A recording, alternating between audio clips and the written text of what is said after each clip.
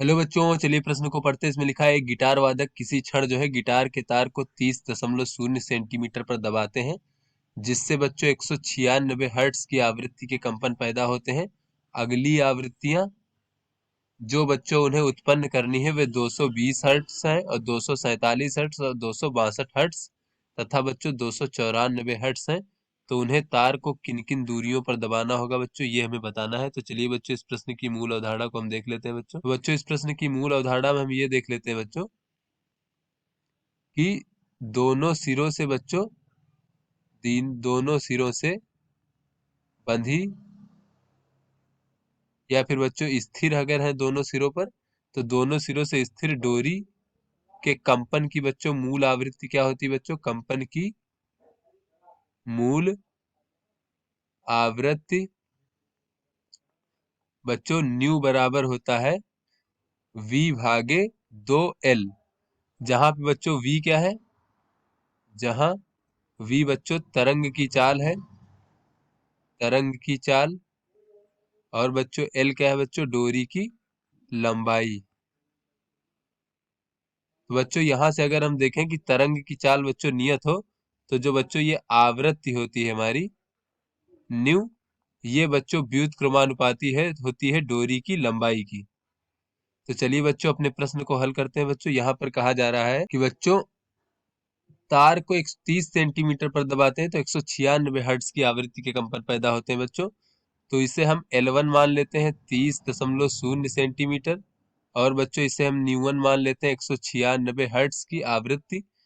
तो यहाँ से बच्चों हमसे पूछा जा रहा है कि अगर 220, 247, 262 और 294 बच्चों हमें उत्पन्न करना है, तो बच्चों न्यू2 का मान लेते हैं 220 हर्ट्ज, और बच्चों न्यू3 का मान लेते हैं 247 हर्ट्ज, और बच्चों न्यू4 का मान लेते हैं 262 हर्ट्ज, और बच्चों न्यू5 का मान लेते हैं 294 हर्ट्ज।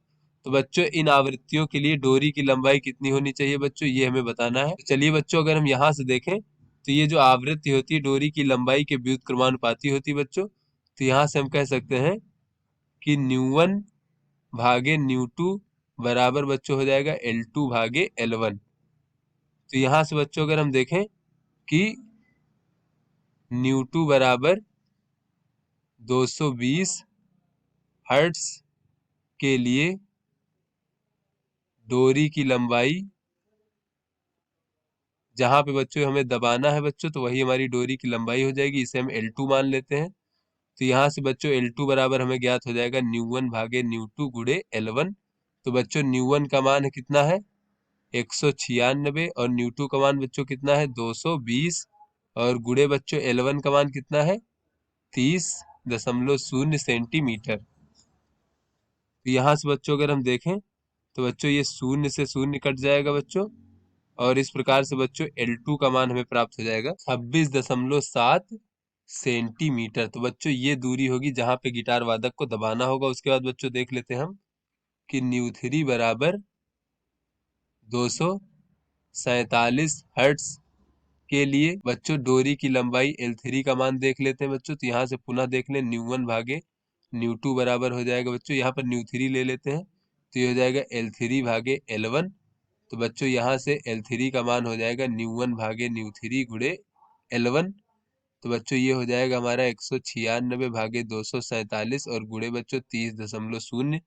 तो इसका मान बच्चों में प्राप्त हो जाएगा 23.8 सेंटीमीटर। तो इस प्रकार से ये प्राप्त हो गया। उसके बाद बच्चों हम देख लेते हैं कि न्यू4 बराबर 262 हर्ट्ज के लिए बच्चों डोरी की लंबाई बच्चों, या फिर वो दूरी जहां पर हमें गिटार वादक को दबाना है बच्चों, तो L4 ज्ञात कर लेते हैं। तो L4 बराबर हो जाएगा बच्चों न्यू1 भागे न्यू4 गुणे L1।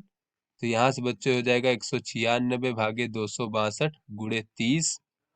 तो यहाँ से बच्चों ये हमें ज्ञात हो जाएगा 22.4 सेंटीमीटर। उसके बाद बच्चों देख लेते हैं अगली आवृत्ति बच्चों न्यू5 बराबर 294 हर्ट्ज। यहाँ पे बच्चों दिया गया 294 हर्ट्ज। तो उसके लिए बच्चों हम दूरी देख लेते हैं, डोरी की दूरी L5 मान लेते हैं बच्चों। तो यहाँ से L5 बराबर हो जाएगा न्यू1 बटे न्यू5 और गुणे बच्चों 11। यहाँ से बच्चों हो जाएगा 196 भागे 294 गुणे 30.0। तो बच्चों ये हमें प्राप्त हो जाएगा 20 सेंटीमीटर। तो इस प्रकार से बच्चों दूरियां हमें प्राप्त हो जाएंगी जहां पर गिटार वादक को दबाना होगा। तो आशा करते हैं आपको समझ में आ गया होगा। धन्यवाद।